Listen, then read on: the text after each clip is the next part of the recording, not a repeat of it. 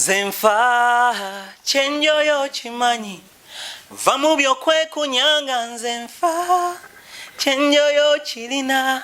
webale wanekero muko yo mugama mutawagana bange, it's your boy Victor's Ginger Boy oliku SMX Media, and keep it up, don't change the dial. Nganze SMX omuyimbi mwagala simulina ko buzibu kwanga mu bantu benkyasinze okwagala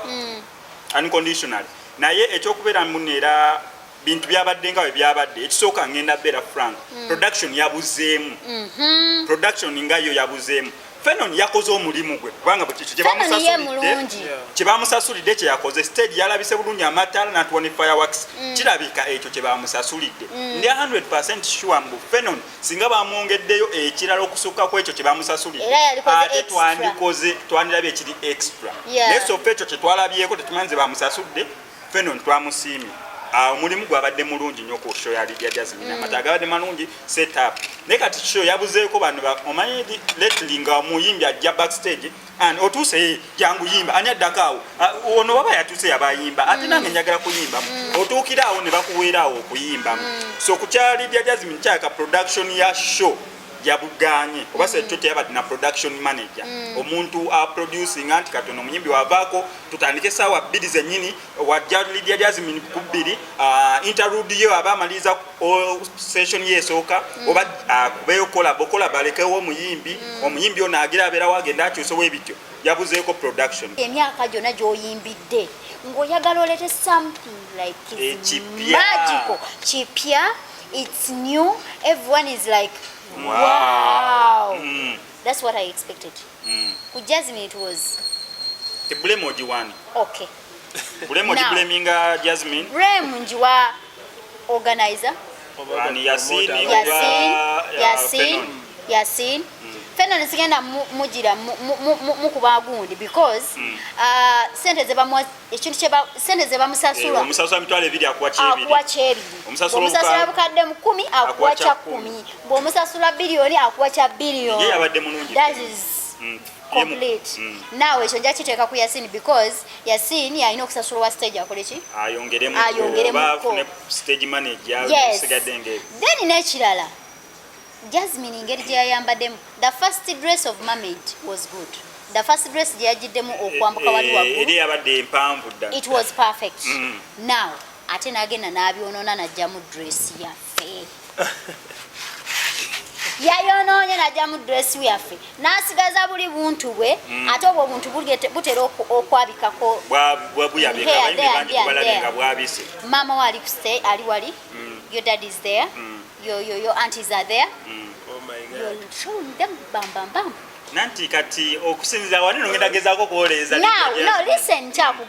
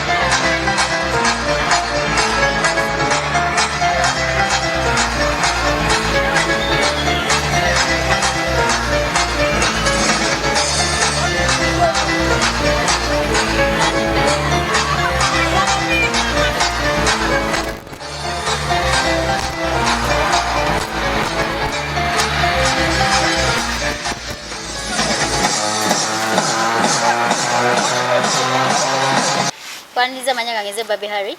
ndi wano eno n'abaami ab'enjawulo tugenda kuba twogerako ku industry engeri gyetambulamu twogere tulabe ebintu bitambula bitya biri bitya era kiki tusuubira kiki ekyo twalabe ku kivulu biki ebyatambudde kuba ebivulu tubadde na bingi mwezi oguwedde ne guno gwennyini nga gukakatandika ate tulinayo n'omulala tulinayo n'ekivulu ekirala ekyalo nalimayinja kati ekyo nakyala tetulina kibuuza amaaso you get naye nga so far let's start from gundi Rema because ekinjagaza tutandike ku Rema kuba bonna beddiŋŋana ate n'ekirala ate ne Friday yazeeko yabadde yani ya Lydia Jazmine ate n'ekirala nti balina ekibagatta bakiyina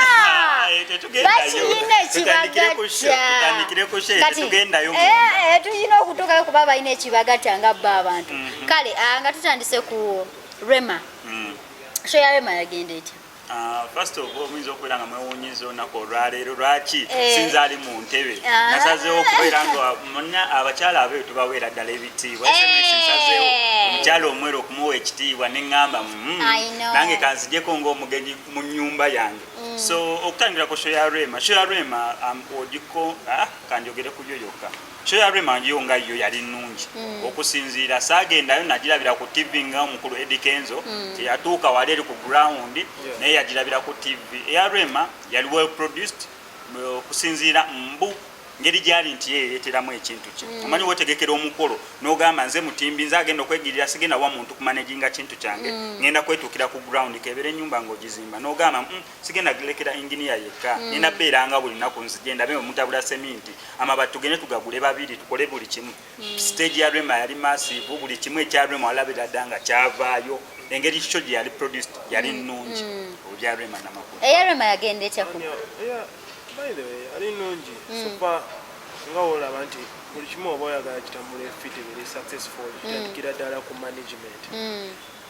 management so manager abakola ki abategesi as in those who organize the event Rema's event was successful first of all kankubule it was an expensive one kubanga ordinary yali mutwalo mwenga mtu akumi okuyingira imagine compare to this one yani yeah Lydia yeah so Rema's things really organized well and everything byagwa fitting buli kimu kyekyo it was so nice kugo yali nenze kati nganze nyina complain nze complain je nyina ku ya Rema n'amakula the sound was perfect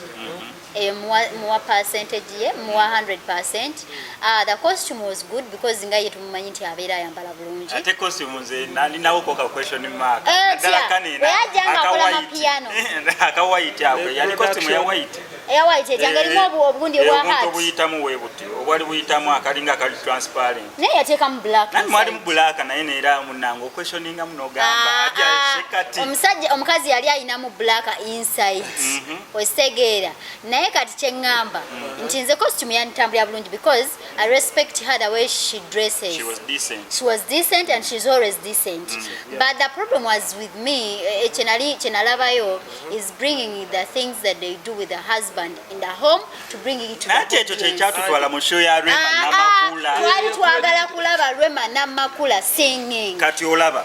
Rema n'amakula okumulaba nga ayimba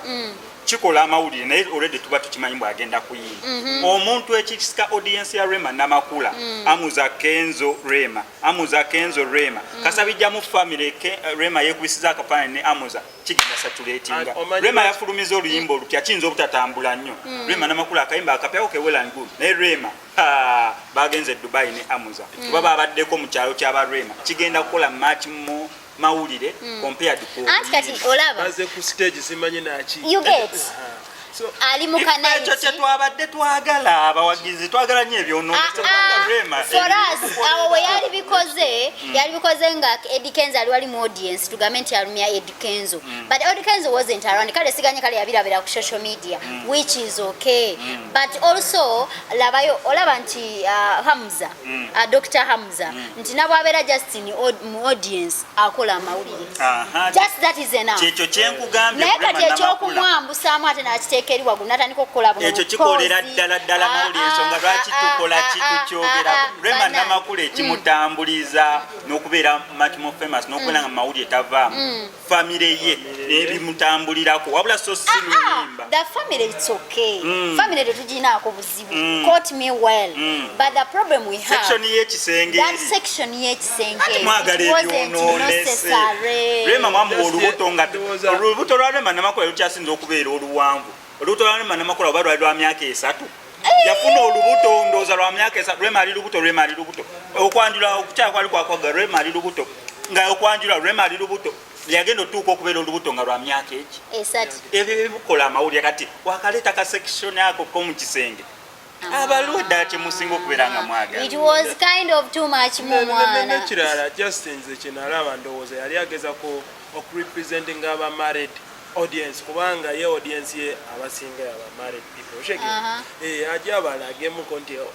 banyumirwa anti buli omu alina engeri gyatwalamu obufumbo bwe nze nyina engeri gyenkutwalamu bwe tubeera fembi yonna oli omulala alina engeri gyatwalamu omulala nga bali mu kisenge kati gwe bw'oleeta ekikyo n'otandika okitukuba nti ekyo kyemukola sometimes ffe tuba tujja nakubuusabuusa maaso tugambe is it really perfect like that man naye ng'ate Rema gye buva ne gye budda bwekitiibwe kirina okubeera ku Rema Namakula kubanga nze gyastandinga ku sayidi eri nze nga SMX ebyo byebinkolera tundwa namawulire amazima ga Katonda ebyo bimwagala ebyonoonese nera akatambira ku katambula nnyo compared ku performance endala compared ku intro yakola ng'ajja ku stage kubanga ebyo bye twagala ku Rema Namakula kati yewe yakimanya audience ye kyemwagalako era bw'atyo n'akikolera ddala spicingemu mbalage nekyenkola ewaka ekintu nekigendera ddala bulungi nekirala when we talk about the statement Edikenzo gye yakola yagamba nti singa najja ku kivulu kya Rema it would have been a problem bali badde abantu amaaso gonna bagateeka ku nze kamera zonna zaali badde zidda ku nze ate newe nti sajja naye era am beneficial like nafunamu ate naye yasupportinga in the other way afunamu atya Edikenzo amazima ga Katonda omuntu yenna afunye chance okumitinga Edikenzo y'omu ku bantu b'ensuubira mbu baba undermininga bwansi naye nga Edikenzo oyogera naye one on one musajja mugezi nnyo kyekimu ne producer Didi bantu abawa attention naye nga basajja bagezi nnyo Edikenzo wagamba muneera afunamu ekituufu afunamu Edikenzo wabeera bamukubira ne bamugamba ez'amata ag'omwana ogw'omwezi tagenda kuziwaayo kubanga olwedde sente weeziri ez'ekifu okitegeera kati bagenda muteeka ku pressure Kenzo ez'amata teziriwo Kenzo omwana stocks talina simanya uniform teriiwo olwedde akasente weekali so abeera afunamu in one way the other n'ekyokubiri eyinza okubeera kale either way byonna afunamu ate nekyakina musupportingako Edikenzo obutagendayo kituufu amawulire ganditambudde nnyo nga Edikenzo mwali mu audience ate engeri gye bandikoze bu bedroom scene ne amuza nga ali wali amuza abamusitudde agenze eri ate Kenzo ye akyali wali olowooza kyandibadde kitya Edikenzo musalutinga olw'obutagenda ku concert ya Rema Namakula olw'ensonga kyenyinyini explanation gyewaba wekyandibadde nawe okifeeling ye yagamba a reason why he didn't go for that concert because yali amanya nti abantu interest bagenda muteeka muye okulemezani the main act so yasazeewo agamba kansigalire waka nyumirwe ku TV ono omusajja mwagadde nnyo mumbuulize gundi gy'ava ogundi nabo banyumirwa nnyo ebintu byaffe ebinene babifollowinga nnyo okusinza ku accent yo accent naye ate oluganda olusabulira ddala oluganda omusajja alusabulira ddala omusajja oluganda alutambuza bulungi nnyo audience ye eri munnange wetufuna nabo nga banyumirwa nga tubondinga in this way kibeera kirungi nnyo kubanga blog abasinga ndababa Luganda. What was the epic surprise you saw on Rema's Namakula's show? Neera ndowooza ekyo ekyomu kisenge kyakola much mu mawulire n'engeri gye yayingirawo nayo tebagiwa nnyo attention ey'okugira waggulu naye nga nakyo naye mainly ekyokugira ekyo section y'akasenge ate performance ya Juliana Juliana also came in as a surprise, which of course Juliana herself is a big brand, of course. But now let me tell you, always ebintu bya entertainment industry is so complicated. There's that one thing kangambe nti Rema nga ye omuyimbi. And the concert was as she came to perform. But what is now making the thing more interested is that part where you no musajja we stage ngabazanya that ateda ben saying ebyo. Don't you see now it's now taking over. It's what now people talking about more than even the main. So industry is all about tricks. Juliana nabera ko performance zali nungi. And Eileen go try na ye chiri chabika nnyo the ben okumanya mnada ben ya performing. Abantu balabe ifana naye nga tibakiteking ngasa gabalowooza nga muna Uganda wawana ali wanene waka kumbe musajja mu Nyarwanda. Juliana naje na performing amaze time nene ngata performing twase mbumulanga ali lwanagana abaana ku social media na performing ne ekyo mu kisenge ne kibikka ne performance ya omukyala Juliana Kanyomo. So ekyo mu kisenge kiberanga kya taking up byonna bena kale katika tugenda ku ya Jazmine oyo muntu wange namulanga okuva epaka B omwogereddewo ngambye nengendayo ne kusho nembeerayo okubeerayo kula simbula embalasi. Tusooke tutandikire we byatandikidde. Omutegesi w'ekivulu tuwe waawo bwoba omuntu waba atandika ekivulu ng'atandika butandisi abayagala akola ekintu ekiri extra ku kyeri abalala bonna kye bazze bakola. Olowooza Lydia Jazmine kye yakoze kiri extra ku bali abalala bonna bazze bakola ebivulu. Kantandikire naawe kankikubuuze nnyabo olowooza yakoze kiri extra. Mbuuza bwe gwekyali sooka ow'omusajja olaba yakoze extra. Neda mazem matufu neda sijagamba yes. So according to me in Araba, like it was the maiden concert, like the beginning, the first time. Yes. These things kale yenga nga Jazmine, she wasn't alone in a team. At a team work ne amagezi ago gona mutula wamu ne mugate ne ngantu tukoleki ndo was sometime if the thing wasn't that nice we don't need to blame her. Yeah, call her party. She came, she performed, the dress code was in point. And we should know manya sometimes don't just sanyusa buli omuntu don't just kuba kusanyusa buli omuntu. Some people were there nga abamu nga banyumirwa ddala. So she did what she did and it was on point, only that maybe to blame some disorganization which was on the production team as in omuziki bade gusilikamu abantu bayingira simanyi bitya bikoze bitya. So now we just have to extend this blame a little bit to Yasin even. Yeah. So sometimes you know manya no kutegeka it's also another talent. It's also another talent. What you muntajja natula onanyumira just a production. Amatala agabira mu stage story. Just ekimukuba ku show. Nagamba wow, I like the preparation. I like a motel bagamba mise en place. Preparation is there. Something like that. So Nzenganze, it was first time things is always challenging, but for the beginning it was good, it was successful. Nze more flowers for that. Akazindalo kali water. Akazindalo kali wange soko. Akazindalo. Anti omuyimbi nga ye Lydia Jazmine mwagala akatandika. Ekisooka mwagala ng'omuntu abali ku YouTube channel yange no mugimanyi bulungi nyonzo omuntu we mwagala. Mwagala ensonga lwaki ono omukyala mwagala nnyo ku show yange mugambye ababeera host. So abayimbi benjagala mu bulamu bwange Kenzo, Lydia Jazmine, Spice Diana ne Victor Rose. So far for my reasons. Omukyala Lydia Jazmine nalanga concert yeno abali ku SMX Media mukimanyi bulungi nnyo nti teyampaayo wadde n'ekikumi naye najjanga from lwe yateekayo paka we nagenze okushona embeerayo. Esooka dangina kubeera honest nganze SMX omuyimbi mwagala simulinaako obuzibu kubanga omu ku bantu benkyasinze okwagala unconditional naye ekyokubeera muneera bintu byabadde nga bwe byabadde ekisooka ngenda beera frank production yabuzeemu production nga yo yabuzeemu. Fenon yakoze omulimu gwe kubanga kye bamusasulidde kye yakoze stage yalabise bulungi amatala na 20 fireworks kirabika ekyo kye bamusasulidde. Ndi 100% sure mbu Fenon singa bamwongeddeyo ekirala okusukka ku ekyo kye bamusasulidde ate twandirabe ekiri extra. Neso ekyo kye twalabyeko tetumanze bamusasudde Fenon twamusiimye. Omulimu gwabadde mulungi nnyo ku show ya Lydia Jazmine. Amata gabadde malungi set up. Ne kati show yabuzeeko bano omanyi lately nga omuyimbi ajja backstage and otuuse jangu yimba ani addakaawo ono baba yatuuse yabayimba ate nange njagala kuyimbamu otuukiraawo ne bakuweeraawo okuyimbamu. So ku kya Lydia Jazmine kyaka production ya show yabuganye oba sejo teyabadde na production manager omuntu producing anti katono omuyimbi wavaako tutandike sawa 2 zennyini wajja Lydia Jazmine ku 2 interlude yo aba amaliza session yesooka oba kubeyo kola balekewo omuyimbi ono agira abeera wagenda akyusewo ebityo yabuzeeko production eya Lydia Jazmine kyanumye ng'omuntu nga nze fani naye nga ekituufu kiri nti kyabuzeemu production natuuse okuyingira ne tuyingira batuyambyeko awo okuyingira bannamawulire nga waliwo seti eyasooseeyo nga waliwo eri wabweru wabweru nekayana nnyo naye olwamazi nayo ne bagiyingiza eginayingiriddemu nyingira nga tewaliwo kiriwo sofa wenayingidde zaadde around sawa 11 awo zigenda mu 12 nga tewali kiriwo ne bateekayo kaawo music emabega nembeera awo nga abaana Lydia Jazmine Addicts nga webawaga naye nga tewaliwo nnyo kyamaanyi tusuubira abantu bajjudde mangu by the way nagenza owera sawa 12 nga already VIP yemitwalo 5 ngeri sold out chairs eno abalala b'ebiri ebiri nga bajjudde tables boto babala kubanga already babeera bazibookinze dobajja batajja already ziba sold out tables wensuubira so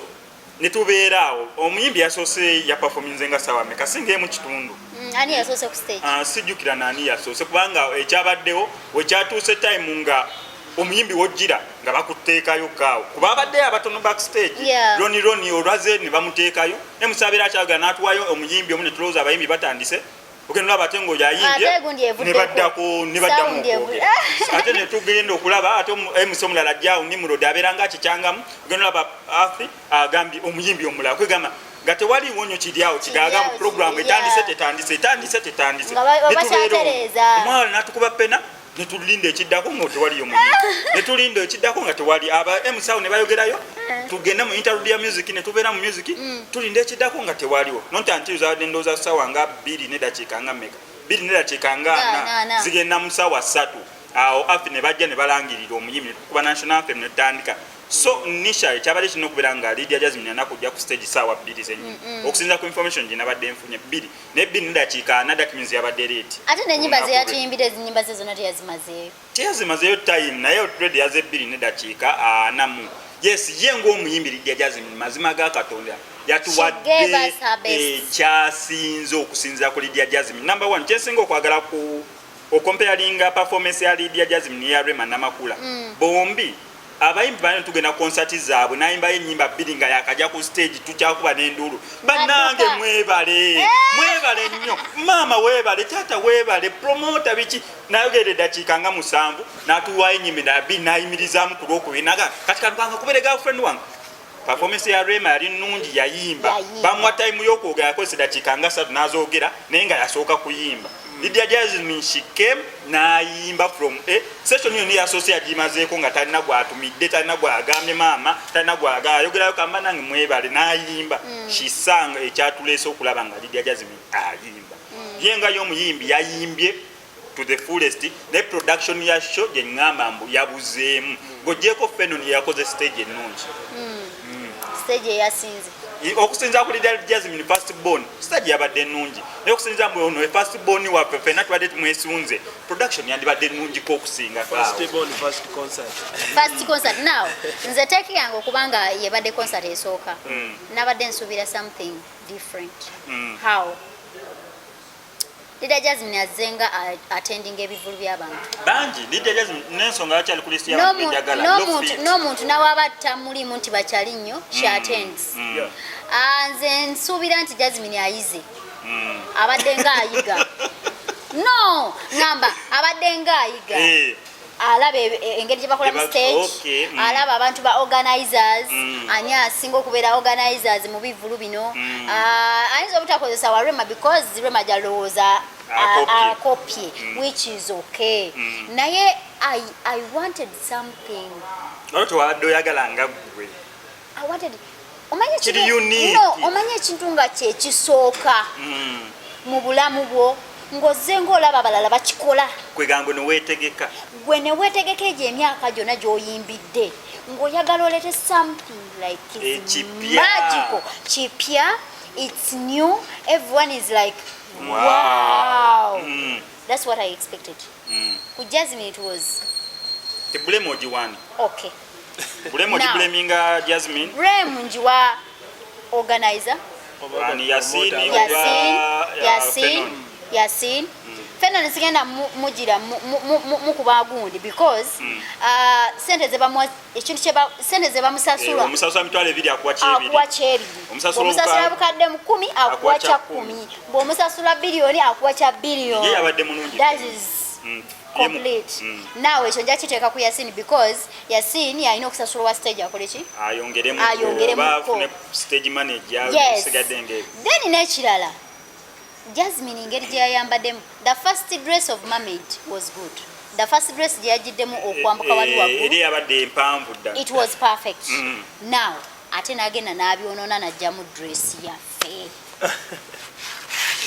yayonoonye najjamu dress yaffe n'asigaza buli buntu bwe ate obwo buntu butera okwabikako bwabise mama wali ku stay ali wali your dad is there your aunties are there oh my god you're showing them bam nanti kati okusinziza wano ngenda gezaako kuoleza no listen kyakugamba nze kyengamba nti sometimes bino ebivulu byaffe biba byebisooka I didn't want her to wear biwanvu nga Rema because that is not her style. Style ye yajiddemu ndala nnyo style ye yaba ne yabaali Shiba Kalungi Spice Diana abo I thought engeri gyagenda oleetamu abazadde bwe nga te concert yesooka obwo obuntu yali badde tabwambala yali badde yambala nga patra nagikomya wano bwati ngaka na kapinki wekabadde kapinki it was perfect then nateekamu akantu ke yataddemu n'atayambala the black ekoma wano ate akabina nga kali wabweru nga kali akantu konna kayubise ekyo kantu ako okuyulika twabadde ne bakameramani yonna gye twabadde ate kyolina okumanya nti fe abamawulire we want that bannamawulire ne bafaani benyetwagala nabaddewo ku bafaani kubanga we nabadde nga tulinanye bana basasudde emitwalo 5 neno VIP tables nabo ng'obawulira nga boogera balabye nga akantu kayabise simanyi babuyita jegging akakalinga akatimba boogera woti kati weyakambadde kyayeka mukambala oba futokambala gye babadde backstage bubwangu okuyulika neokasika woti kayulika so kagenze ne kayulika nera nga abantu waliwo wedda gwempulirawo ng'agamba akantu kayulise lwaki ayambadde akantu akayulise naye ng'eyo mistake toyinza giblaming Lydia Jazmine boba yaguze kayulifu but tenamwagaddeko yakitegedde after natekako eri dress ng'ayimba oluyimba lw'echurch n'amala n'alulekako n'ayimba mpaka lwe yafulumye stage which was okay because yakitegedde mu bwongo I think there is something wrong. Maybe someone yaze n'akola ki n'amugamba kati andi kyenkugamba nti bw'aba concert yesooka olabye abantu bwe bazenga bambala olabye kubanga ba Spice bambala bulungi nabo ku stage bambala bumpi you just have okubanga obadde ojolaba wali badde ogamba no engeri gyegenda oleetamu abazadde bange kayinza oluyulika let me wear patra ate nga buyulikanga because we know tubalabanga babwambaddenga buyulise kati ekyo kyemunenyaako kyeyandibadde amanya nekirala muyimbi nga Lydia abeera ne ba designers be balina okubeera kumpi oshege on stage bo bakubeera bakumontalinga balaba nti how far so bano ba designer kyogamba ba designer tebali ba designer babaddewo so eyo mistake tezibulamu but the thing that made me ekyakunyiza ku concert the dress that I saw was like wow the last entry ey'obutaala that was nice wetwogera ku costumes ebaida zonna costumes abadde nnungi just lwakubeera eri yayulise kinene ekiteeteeyo okubeera nga kyabadde kiwanvu kyeyagidde mu grand entry kyabadde kirungi kiteeteeyo okubeera ng'ali mu bbanga tebereza musinga akateeteeyi ke yayimbiddemu the first entry n'agenda wali nekisooka kyeyubula mpaka okuva eri n'asooka tuyimbiramu the first born ataddibwako that was the epic entry ever kati olaba wonjogera ku kya dressing nze zonna actually zankwedde kabulaka akabadde kalungi akadiridde yasembe kekasembedde ddala I think kabulaka kabadde kalungi ak'obutaala yes wadde bukando ndoza wabadde artificial kwanga nawulira abantu nga bagamba bannange ate omuyimbi tajja obutala bwabadde bulungi nabo it was a good idea neya Mermaid yamutawanyizaamu yabadde tali comfortable nga wagira wati nga kweganga tali comfortable naye kenyina okwekyusa nga tali comfortable naye ate nga nokijja kijikire bamutwala nga Mermaid naddala ba LG addicts bamutwala Mermaid so kyabadde kirungi naye okuportrayinga gundi ata ya Mermaid naye nga tiyabadde comfortable okugiyimbira muno okugiperforminga mu olato kale kati performances ezazze nga tumaliriza performances ezazze za performance ku stage amwabadde muzisuubira performance gamazima ekisookera ddala ngenda kwebaza abayimbi nti basupportinga Lydia Jazmine eno mu kupostinga biki mu kyomubeerawo preparation nalabadana n'abatanzi n'abamisa kisemakulu awo olweggulo bonna ne Saala ne ku stage tebajja kuperforminga bayagadde bamwethe her moment ekyo kyandisappointinzeemu nze n'adensula bagenda beerawo naye ekyokubeera nti nira performances ezazze lwe nakitegedde mbunira mu Uganda abaana banene abakuba latest music amazima ddala mukuba bubblegum music mukuba kyaleero ne tukiwuliriza ng'oluyimba sigenda omusajja ayimba ekibijjigiri crowd negenda waggulu simanyi okwagala mukamulirwana simanyi abiki crowd yonna nasooka babadde baana bato crowd negating crazy nze ebintu bya industry bino byewunyiza nnyo and sometimes it's complicated kati oyo muyimbi bamuyita ni positive kibijjigiri kati yo ajanga surprise wotamusuubira kubanga otadde tumusuubirawo yes so nga muyimbi wa kadongo kamu nga remember bakenzo bani bona babadde ku audience nga bali awo kati ne bakkiriza oyo wani kadongo kamu okujja so it was like a surprise and that's what ate pulled up the crowd basanyuse ne bayimba oluyimba from A to Z that came as a surprise that's why olaba sanyo the same came to Chance Nalubega engage ya performance bananga I enjoyed her performance energetic performance on Sophie Nanton abana babadde mu crowd ba myaka 19 nga baluyimba from A to Z kati awo erabiramu ne nyimba zinene za bulijjo baboga music abaana music ewadde abamumanyi era bamuwuliriza mu kisenge kyabwe kati sofa mwenna Lydia Jazmine show yabadde okay nga maliriza nga ntandikidde eno soka show yabadde okay nabadde disappointed okubeera nga collabo ya Fake Pamaika sajira abeje ayima Fake Pamaika besides okubeera nga Fake Pamaika mu audience yabaddewo nabadde disappointed okubeera nga Eddie Kenzo samulabe nga performing besides okubeera nga president wa federation ne Lydia Jazmine ja participate nze munyo nasobidde aba federation okujja okubeera nga bambeerawo naye kirungi Eddie Kenzo yaze mu audience nabeerawo performance zabadde nnungi nabazo muyimbirako White Benda webale ni just the yazze performance ya Rickman Rick yabadde nnungi nnyo mu boxa ye no mubiri ebyo byoyagala so all in all nze show ya Lydia Jazmine yabadde nnungi wasabye olabye omubiri gwa Rickman Rick my last thing nganze omwana alina omubiri nange just kugera bingi nnyo just to say thank you Lydia Jazmine n'abayimbi Uganda kyemukoze kyamaanyi nnyo let's just keep the spirit of supporting one another so Lydia it was your first time nze jagamba it was successful kale nze kyenalabe ku Lydia Jazmine it was okay abatana apo mubajjuza completely abantu babazze bazomuwagira and it was good and her music is nice ayina eddoboozi lye ate yakubye live band that was perfect kubanga bamu bateekamu ebidandali naye bwaba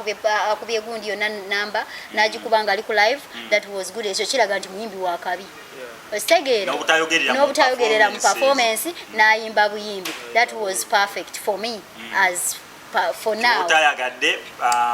mwebiri bitonotono naye it's okay tujja bikyusa kale noonako oluddako tujja kuba tujja twegeyeemuko tulabe ebitambula tugenda kati wa Ronald Mayinja that is Friday I think Women's Day byonna byonna tujja kuba tubabetuusaako abaana bagambe balekerawo comparing address ya Lydia Jazmine engeri yazeemu eyiwagone ya Rema engeri yajja Rema yagira mu mmotoka nanti yajja mmotoka waliwo endala gye yagirawo gye yajjako ng'ali waggulu batandisa ate mutuleke bamikwano mutuleke naye tolina kwerabira subscribinga likinga sharinga commentinga ate beerako tweyanziza